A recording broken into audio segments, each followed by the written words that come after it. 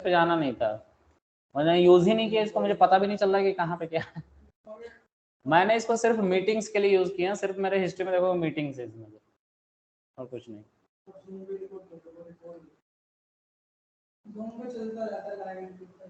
अच्छा ठीक है, स्क्रीन शेयर हो रहा है क्या?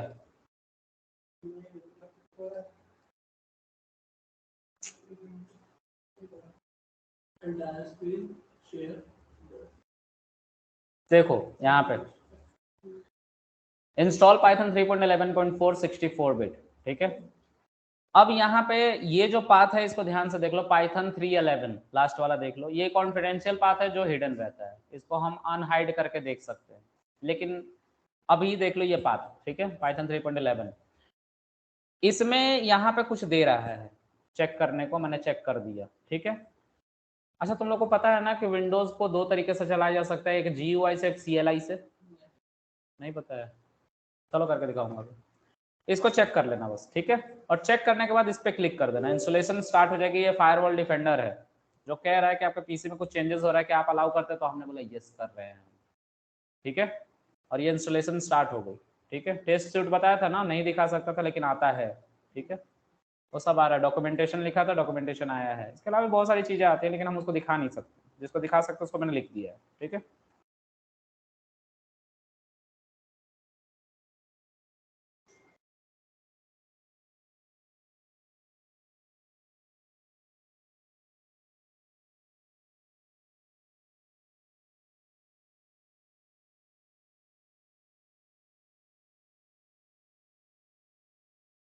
ठीक है, इसको क्लोज कर लो, ठीक है। अब यहाँ पे आइडियली शेल लिखो, आइडियली लिखो बस, और रन करो। तुम्हारा एक विंडो खुलेगा, उसके टॉप कॉर्नर पे होगा आइडियली शेल, दिख रहा है 3.11.4, ये तुम्हारा था आइडियली शेल। इसको यूज किया जाता है बेसिकली इनपुट आउटपुट के लिए, लेकिन मैं बोलूंगा कि सिर्फ आउटपुट के लिए यूज करना, तुम इनपुट के लिए तब यूज करना और आउटपुट के लिए तब यूज करना जब तुम कुछ स्क्रिप्टिंग का काम कर रहे हो। लेट से कोई छोटा मोटा काम होता है ना, कभी सिक्योरिटी बाईपास करना होता है तब, ठीक है, तब स्क्रिप्टिंग के लिए यूज करना, क्योंकि यहाँ पे डेटा स्टोर नहीं होता, सेव नहीं होता, उसी मोमेंट पे डिलीट हो जाता है, ठीक है। अब देखो यहाँ पे मैं लिखता हूँ प्रिंट, प्रिंट करना तो सीख लिया है तुम लोगों ने, बताया था हेलो वर्ल्ड प्रिंट कर लिया हमने। बस जैसे मैंने इसको पहली बार जब प्रिंट किया था ना, तो मैं समझ गया था दुनिया बदलने के लिए तैयार हूँ मैं। हाँ, हेलो वर्ल्ड मैंने लिखा प्रिंट के अंदर, लेकिन मैं एक से ज़्यादा लाइन का कोड यहाँ पे नहीं लिख पा रहा हूँ। मैं लाइन चेंज कर रहा था दूसरे कोड को लिखने के लिए, लेकिन मैं कर नहीं पाया। पाइथन में भी जैसे तुम लोगों ने C++ के बारे में कभी देखा होगा या जावा के बारे में देखा होगा, तो जावा में कुछ भी लिखा जाता है उसके लास्ट में ये सेमी कॉलन लगाया जाता है, कि पाइथन में है लेकिन हम अलाउड हैं कि यूज करें या ना करें, मैंडेटरी नहीं है। लेकिन मैंडेटरी भी इसको बना दिया गया, एक सिनेरियो तुम्हें देता हूं, तुम्हें पता चल जाएगा कि मैंडेटरी है कि नहीं है। तो यहाँ पे जब तुम प्रिंट करोगे लेट्स से हेलो वर्ल्ड, और तुम्हें दूसरा भी हेलो वर्ल्ड प्रिंट करना है यहाँ पे, ठीक है, जब ये करोगे तो ये एरर दे देगा। इस केस में तुम क्या करोगे, सेमी कॉलन तुम्हें यहाँ पे लगाना पड़ेगा। ये एक स्पेसिफायर है कि पहला प्रिंट फंक्शन खत्म हो गया, अब दूसरा आ रहा है, ठीक है, ये यूज था सेमी कॉलन का, ठीक है, सेपरेट करने के लिए। टर्मिनेशन है वो, सेपरेट करने के लिए टर्मिनेशन है। सेपरेटर तो इसके अंदर होता है प्रिंट के अंदर, ठीक है, कॉमा से नहीं होगा भाई, कॉमा से इतना इतना रियायत नहीं दिया अभी पाइथन वालों ने, जब देंगे तो बिल्कुल अपडेट दूंगा मैं, है ना। ओके आगे देखते हैं। आइडियली जो होता है इसका फुल फॉर्म है इंटीग्रेटेड डेवलपमेंट लर्निंग इन्वायरमेंट, समझ में आ गया। इसका यूज हम करते हैं टू गेट, अरे क्यों ये उल्टा लिख रहा हूं मैं, टू गेट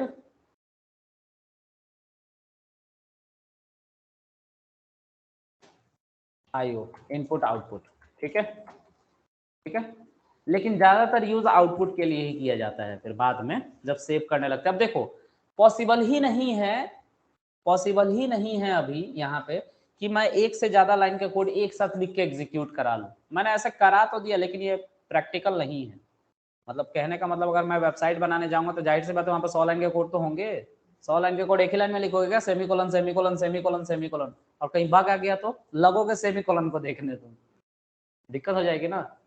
प्रैक्टिकल नहीं है, फिजिबल नहीं है। तो हम क्या करेंगे, हमें एक एडिटर चाहिए। एडिटर मतलब एक नोटपैड टाइप चाहिए जिसमें हम सब लिख पाए। लेकिन अगर नोटपैड में हम लिखने जाएंगे तो हमें सब कुछ मैनुअली लिखना पड़ेगा, हमें कोई रिकमेंडेशन नहीं मिलेगा, कोई सजेशन नहीं मिलेगा, मतलब सब कुछ यहाँ पे होना चाहिए टिप पे, ठीक है। इसी के लिए हम एडवांस एडिटर पे जाते हैं मेरे भाई, समझ में आया? एडवांस एडिटर पे हमें रिकमेंडेशन मिलते हैं। अच्छा, प्रिंट यूज करना चाहते हो, मतलब पी लिखोगे ना तो प्रिंट आ जाएगा, और पी से जितने स्टार्ट हो रहे होंगे सिंटेक्स वो सारे आ जाएंगे, तो तुम्हें लिखने की जरूरत नहीं पड़ेगी, पूरा का पूरा एंटर करते जाओ वो आते जाएगा। तो एडवांस एडिटर पे फास्ट डेवलपमेंट होता है, इसका मतलब ये नहीं कि वो एडिटर डेवलपमेंट करेगा तुम्हारे लिए, तुम ही करोगे लेकिन सब कुछ नहीं लिखोगे, उसमें रिकमेंडेशन की तरह आ जाएगा, तुम्हें बस सेलेक्ट कर लेना है, ठीक है। इसलिए एडवांस एडिटर पे जाते हैं, ठीक है। अब यहाँ पे भी एडिटर है, एक फाइल पे जाओ, न्यू फाइल पे जाओ, एक एडिटर खुल गया अनटाइटल्ड नाम से, क्योंकि अभी सेव नहीं है इसलिए अनटाइटल्ड है। इसके अंदर जब मैं लिखता हूं प्रिंट हेलो वर्ल्ड, ठीक है, ऐसे, और मैं इसको लेट से 4 बार लिख दिया, लेकिन जब मैं इसको रन करूंगा तो ये बोलेगा पहले सेव करो फिर रन करूंगा, और इससे पहले क्या हो रहा था, बिना सेव करे ही रन हो रहा था, तो वो अनसेफ था, वो सेव नहीं कर रहा था, ये सेव करके ही रन करेगा। ओके पे क्लिक करो तो ये एक वही वाला पाइथन 3.11 जो पाथ था कॉन्फिडेंशियल, उसके अंदर कह रहा है सेव करने को, लेकिन हम यहाँ सेव नहीं करेंगे, ठीक है। ये बहुत एक डेडिकेटेड पाथ है, यहाँ पे हम कुछ नहीं करेंगे, ठीक है। यहाँ पे सिर्फ पाइथन का सेटअप है, ठीक है। हम क्लास ऑन गिट है ना, उसके अंदर जो विंडोज वीकडेज 7 हमने बना रखा है, इसके अंदर पाइथन की फाइल स्टोर करेंगे। देखो 1 लिख दो, .py लिख दो, ये पाइथन का एक्सटेंशन है, ठीक है। जस्ट उसके नीचे देखो कुछ लिखा हुआ है पाइथन फाइल्स, अगर तुम .py नहीं भी लगाते हो तो 1.py खुद ब खुद लग के पाइथन के फाइल में स्टोर हो जाएगा। और जो यहाँ पे अनटाइटल्ड लिखा हुआ आ रहा है ना 1.py, और पूरा पाथ आएगा कि ये फाइल कहाँ पे है, लेट्स हिट एंटर, आ गया 4 बार हेलो वर्ल्ड, तो ये आउटपुट के लिए यूज हो रहा है ना। ओके, अब देखो यहाँ पे 1.py पूरा पाथ आ गया, समझ में आ गया?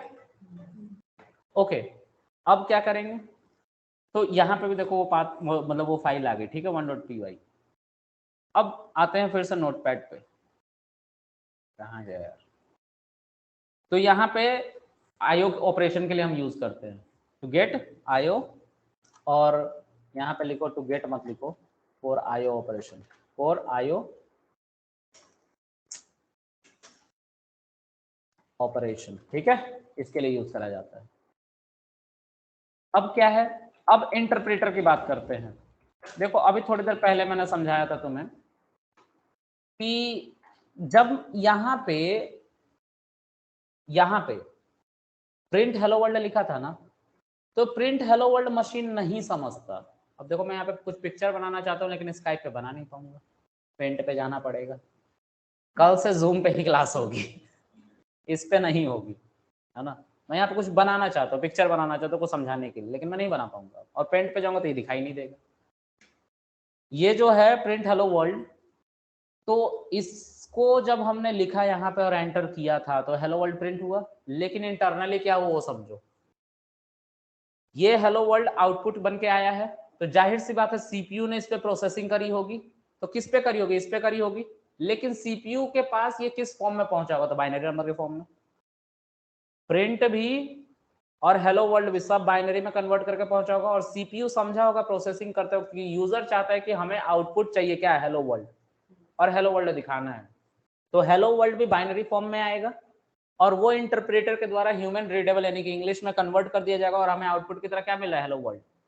तो इंटरप्रेटर दोनों तरफ का कन्वर्जन करता है, हाई लेवल लैंग्वेज यानी कि इंग्लिश टू बाइनरी और बाइनरी टू इंग्लिश, समझ में आ गया? तो इंटरप्रेटर का काम क्या है, conversion of language from both side, ठीक है। तो हम इसको ऐसे लिख सकते हैं,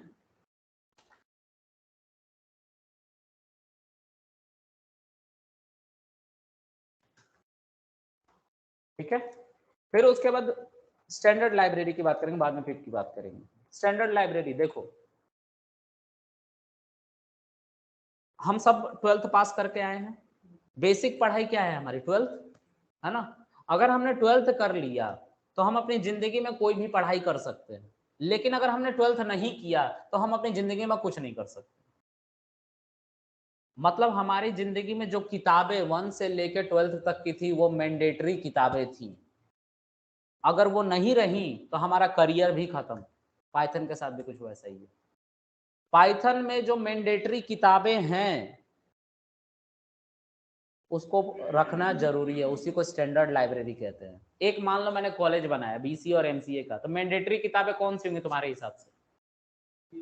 बीसीए की सारी किताबें, एमसीए की सारी किताबें। इससे ज्यादा ना कुछ होगा ना इससे कम कुछ होगा। अगर इससे कम हुआ तो कॉलेज नहीं चलेगा, इससे ज्यादा हुआ तो स्टैंडर्ड लाइब्रेरी नहीं कहलाएगी। ठीक है, तो हम उतने ही किताबें रखेंगे जिसके बगैर हमारा पाइथन ना चले या कॉलेज ना चले। ठीक है, वो सारे पैकेज आते हैं पाइथन में, बहुत सारे। ठीक है, जैसे 2+2, अब प्लस तो बताना पड़ेगा ना कि प्लस का मतलब क्या है पाइथन को, तो वो एक लाइब्रेरी में लिखा हुआ है। प्रिंट हेलो वर्ल्ड कर रहे तो प्रिंट पैरेंथेसिस को बताना पड़ेगा ना कि प्रिंट पैरेंथेसिस करेगा क्या, स्टैंडर्ड लाइब्रेरी में लिखा हुआ है। अगर ये लाइब्रेरीज मिसिंग हो जाए तो प्रिंट हेलो वर्ल्ड करोगे और कुछ आउटपुट ही नहीं आएगा, बस एरर एरर एरर एरर आएगा। समझ में आ रही बात? वही कोड की तो बात कर रहा हूँ मेरे भाई। इंटरप्रेटर है वहां पे, इंटरप्रेटर कन्वर्जन कर रहा है। सिंटेक्स का जो तरीका है लिखा गया है उसको सी में लिखा गया है। ठीक है, और सी से इंटरप्रेटर बनाया गया है। ठीक है, बाकी जो पाइथन वाले पाइथन की लाइब्रेरी बना रहे हैं और इंटरप्रेटर तो सी पे ही बना हुआ है। ये सारी बातें हम सी को दे रहे हैं और सी कन्वर्ट करके हमें आउटपुट, आइडियली शेल जो है इनका जहाँ पे आउटपुट तुम्हें मिल रहा है ये वाला, ये सी से बनाया गया है इंटरप्रेटर। मेरी बात समझो, अगर मुझे एक कंपनी खोलनी है कार की, ठीक है, तो मैं जो पहली कार बनी थी उसको यूज कर भी सकता हूँ, नहीं भी कर सकता हूँ। ठीक है, अब डिपेंड करेगा कि क्यों यूज करूंगा और डिपेंड करेगा कि क्यों नहीं यूज करूंगा। तो मान लो कि अगर मुझे फास्ट रिस्पॉन्स चाहिए तो मुझे उसी को यूज करना चाहिए जो कोर में चल रही है, बिल्कुल जो बिल्कुल सीपीयू के साथ इंटरेक्ट कर रही है। तो वो जो पहली वाली हमारी सेटअप थी ना सी, 1972 में पहला लैंग्वेज सी आया था। आज 51 साल हो चुके हैं, मतलब 2023 में। दुनिया की सबसे फास्ट लैंग्वेज आज भी सी है। तो सर हम फिर इतना लैंग्वेज पढ़ क्यों रहे हैं, सी में ही क्यों नहीं काम कर लेते? मैंने बोला ड्रॉबैक तो उसके भी हैं, डेटाबेस नहीं कनेक्ट होता उससे, क्या ही कर लोगे। ठीक है, फिर सी प्लस प्लस आया 1984 में, उसी उन्हीं के स्टूडेंट के द्वारा जिन्होंने सी बनाया था। डेनिस रिची के ही स्टूडेंट थे जिन्होंने सी प्लस प्लस को लॉन्च किया। लेकिन वहां पे भी सेम प्रॉब्लम, डेटाबेस कनेक्ट नहीं होता था। तो वो जिस दौर में बनी थी ना, वो दौर 1984 बहुत पुराना था। वहां पे इतना कौन इंटरनेट यूज करता था कि डेटा जनरेट होता, और डेटा जनरेट नहीं होता तो डेटाबेस कनेक्ट करने की बात ही क्यों करते लोग? यही किया उन लोगों ने, बात ही नहीं करी उस समय। हो सकता है कि आज से 10 साल बाद कुछ नया आ जाए, क्लाउड से कुछ हटके आ जाए, हम उसकी बात करने लग जाएंगे, फिर क्लाउड आउटडेटेड हो जाएगा। समझ में आ रही बात? आउटडेटेड होना ये आईटी का बहुत पुराना नियम है। तो रोज रात को 2 घंटा 3 घंटा पढ़ना, नहीं तो आउटडेटेड कब हो जाएगा पता भी नहीं चलेगा, हवा ही नहीं लगेगा तुम्हें। अच्छा क्या कह रहे हो कि मैं हूं ही नहीं भी आईटी में, छोड़ो, ये कह रहे हो ना मन में?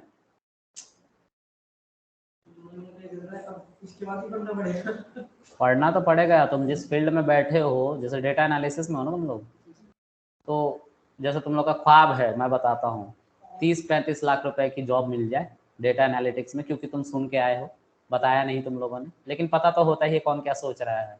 इतना ही कि तुम्हें जॉब चाहिए, लेकिन ट्रस्ट में जिस दिन मिल गई ना उस दिन भूख बढ़ जाएगी, फिर तुम भागोगे डेटा साइंस की तरफ बड़े तेजी से, और तब मिलेगी नहीं जॉब। क्योंकि तुम उस समय प्रिपेयर कर रहे होगे ना, उस समय 5-6 साल निकल गए होंगे और तुम उस लायक नहीं बचे होगे कि तुम प्रिपेयर कर पाओ। इसीलिए कह रहा हूँ रोज पढ़ना पड़ता है। हम जहाँ पे होते हैं उसे बेटर की तरफ भागना होता है। हम दौड़ में है भाई, हमें पता ही नहीं है कि हम दौड़ में आगे नहीं निकलेंगे ना तो जो मेरे कॉम्पिटिटर वो मुझे पीछे कर देंगे। तो मैं बात भी करूँ उनसे और उनसे आगे भी निकला रहूँ, इसीलिए स्किल्स एक्वायर करना जरूरी होता है। और सबसे अच्छी बात पता है क्या है? तुम लोग सब बैचलर हो मेरी तरह, ये सबसे अच्छी बात। हमारे पे कोई प्रेशर नहीं है। शादी कर लिए क्या तुम? शादी करके देखो, दोनों परेशान है, हम एक को नहीं, एक पार्टी को नहीं कह रहे, दोनों को कह रहे हैं। मेरे दोस्त हैं, बात होती है, दोनों परेशान है क्योंकि कंपैटिबिलिटी मैच नहीं होती, ये प्रॉब्लम है। लेकिन मैं पढ़ने की बात कर रहा हूँ, 30 साल तक तो तुम लोग अभी 30 साल का नहीं हुआ ना, 30 साल के बाद सोचते हैं सभी लोग, है ना। अरे तुम जाके अभी कर लो यार, नीचे उतर के कर लेना तुम, ठीक है, तुम छोड़ो। कहने का मतलब तुम्हें प्रिपेयर करना चाहिए। अब आगे देख लेते हैं। तो स्टैंडर्ड लाइब्रेरी जो पाइथन के साथ आई है, फिजूल की कुछ नहीं। मान लो मैं एक स्कूल खोल रहा हूँ जिसमें 1 से लेकर 10th क्लास तक की पढ़ाई हो रही है, तो 1 से लेकर 10th क्लास तक की सारी किताबें रखी जाएंगी, उसके अलावा कुछ नहीं। लेकिन एक अंकल बगल में लाइब्रेरी खोले मेरे घर के बगल में, तो वो किसी कॉलेज के लिए नहीं खोल रहे, वो ऐसे ही खोल रहे हैं इनकम के लिए, साइड इनकम के लिए। तो वो इंटरेस्टिंग किताबें भी रखेंगे, सब तरह की किताबें रखेंगे, ठीक है। और ज्यादातर उस तरह की किताबें रखेंगे जो बंदे अपना 12th पास कर गए हैं ना। चेतन भगत क्या है, एक राइटर है, ठीक है। उन्होंने 12th तक की पढ़ाई करी है अपनी, और उससे एक्वायर नॉलेज गेन करके उन्होंने अपनी कुछ क्रिएटिविटी दिखाई है। लेकिन यूज तो वही किया ना जो उन्होंने बचपन में पढ़ाया गया था कि देखो KRISH ऐसे लिखा जाएगा, I am good ऐसे लिखा जाएगा, ये तो बचपन में पढ़ा दिया गया था ना। तो उन्होंने उस नॉलेज को यूज करके कुछ नया बनाया। अब उस नए को पढ़ने के लिए हम जा रहे हैं, वो थर्ड पार्टी है। यूट्यूब का वीडियो आज से 2014 में तुम लोग भी डाउनलोड करते होगे, क्योंकि मुझे पता है नेट उस समय महंगा था, 147 रुपये में 1 GB एयरसेल मिलता था, तो थोड़ा सा टफ होता था हमारे लिए। तो हम यूट्यूब के वीडियोस को डाउनलोड करने के लिए वाईफाई में जब भी बैठते थे ट्यूबमेट स्टार्ट कर लेते थे। और ट्यूबमेट जो था, किसी ने पाइथन का या जावा का किसी में भी कोड लिखा होगा, लेट से पाइथन नहीं लिखा, 120 लाइन का कोड है, यूट्यूब का लिंक दो और डाउनलोड हो जाता है। तब हम कैपेबल नहीं थे। प्रॉब्लम ये थी कि हमें डेवलपमेंट आता ही नहीं था। हम किसी तीसरे बंदे पे डिपेंड होते थे कि वो ऐप बना के देगा, या ऐप में कोई प्रॉब्लम आ गई तो हम वेट करते थे कि ठीक हो जाए।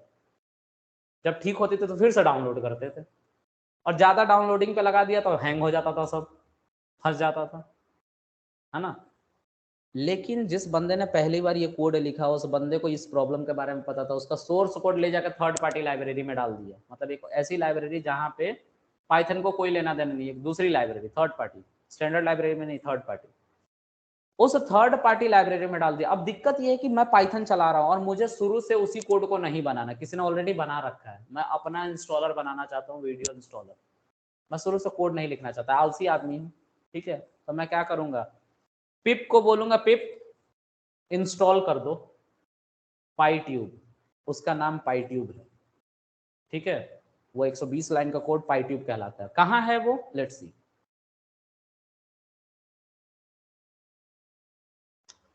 ये पाई पाई दिख रहा है, पाई पाई के अंदर जाओ और यहाँ पे लिखो पाईट्यूब। ये है वो पाईट्यूब जिसको हमने इंस्टॉल करना था। पिप इंस्टॉल पाईट्यूब। पिप जो है एक डिपेंडेंसी मैनेजर है, जो हमारे मशीन से हम जहां पे कोड कर रहे हैं वहीं पे लिख देंगे पिप इंस्टॉल, जो भी पैकेज चाहिए उसका नाम लिख दो, वो जाके इसी को हिट करता है, ठीक है। मतलब python.org की वेबसाइट को तो इंटरनेट ऑन जरूर रखना, बंद करके भी कितनों ने चलाया है इसे। इंटरनेट बंद मत करके चलाना, ठीक है। कैसे जाएगा वो इंटरनेट पे तुम्हारा रिक्वेस्ट।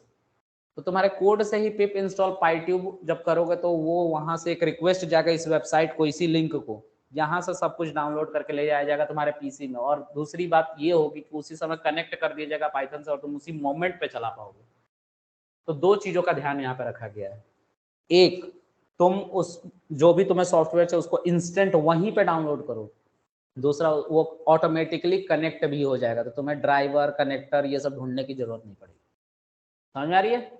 तो पिप एक थर्ड पार्टी लाइब्रेरी को हमारे मशीन तक लाने का जरिया है, एक डिपेंडेंसी मैनेजर है, ठीक है। क्लियर है इतनी बात।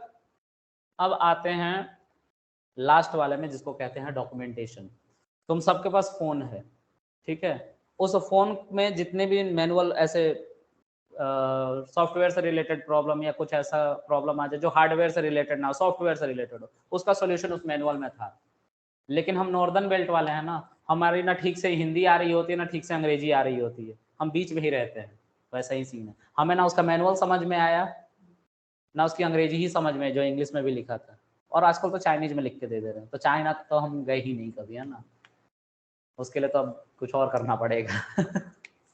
तो खैर, कहने का मतलब ये है कि उस मैनुअल में सब कुछ दिया गया था। तो उसी तरह पाइथन जो बनाया गया, तो पाइथन में क्या क्या फीचर्स है उसको भी दिया गया है पाइथन के मैनुअल में, जिसका नाम दिया गया है डॉक्यूमेंटेशन। ठीक है, उस डॉक्यूमेंटेशन में तुम्हारे हर प्रॉब्लम का सॉल्यूशन है। लेकिन दिक्कत यह है कि तुम इंडियन हो ना, प्रैक्टिकल में ज्यादा बिलीव रखते हो, बस यही प्रॉब्लम। तुमने उस डॉक्यूमेंट जो तुम्हारे मोबाइल के साथ मैनुअल रखा हुआ था, वो भी डिब्बे से बाहर नहीं निकला होगा या फिर फिक गया होगा अभी तक, तो डिब्बे में ही है, निकला नहीं होगा, पलटा भी नहीं होगा उस पेज को। हाँ बस यही है, हम इंडियंस है, हम जानते हैं, है ना। तो समझ में आ रहा है ना। कल को तुम इंडस्ट्री में पहुंच गए, मुझे कॉल करोगे, I will disconnect your call, I will block you. पता है क्यों? क्योंकि मेरे भी टाइम की कीमत है। मेरा काम था पढ़ाना, मेरा काम था रास्ता दिखाना, दिखा दिया है। तुम अब मेहनत से बचोगे, आई विल ब्लॉक यू। मेरा खुद का भी तो काम है। समझ में आ रही बात? ऐसे ही करेगा, सब बंदे ऐसे ही करते हैं। आईटी है भाई, सब फुर्सत में कोई नहीं बैठा इधर। ठीक है, ऑल राइट। आज हमने ज़्यादा पढ़ लिया, 8 बजे तक तुम्हारी क्लास थी, 36 मिनट ऊपर चले गए। कल जल्दी आ जाना, नहीं तो फिर उसका है ना 7 o'clock बता रही है।